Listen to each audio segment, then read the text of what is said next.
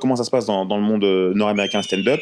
C'est qu'au début, tu commences par des open mic, c'est que tu arrives, tu payes $5 et tu joues. Donc là, j'y vais à New York. Les 4 premières scènes, je prends des beats stratosphériques, parce que forcément, tu parles pas bien la langue.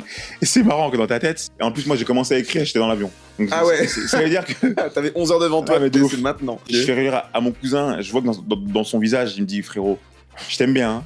Là, c'est pas drôle. Ouais. Genre, moi, je dis, non, mais t'inquiète, je vais le faire à ma manière. J'arrive, ça bide monstrueusement.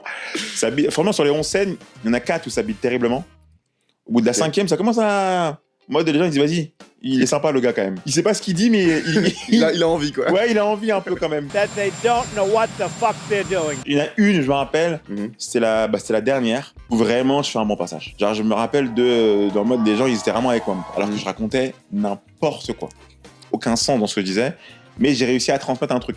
C'est cool. Le public a un espèce de radar à réel qui est limite flippant. C'est-à-dire que eux, ils savent direct si toi, ce que tu dis, t'y crois ou pas. C'est-à-dire qu'ils ont beau ne jamais avoir vu de stand-up dans leur vie, si tu balances une idée et que t'es pas sûr, Et que t'y crois pas, ils y croient pas non plus. et ils y croient pas, mais alors pas du tout.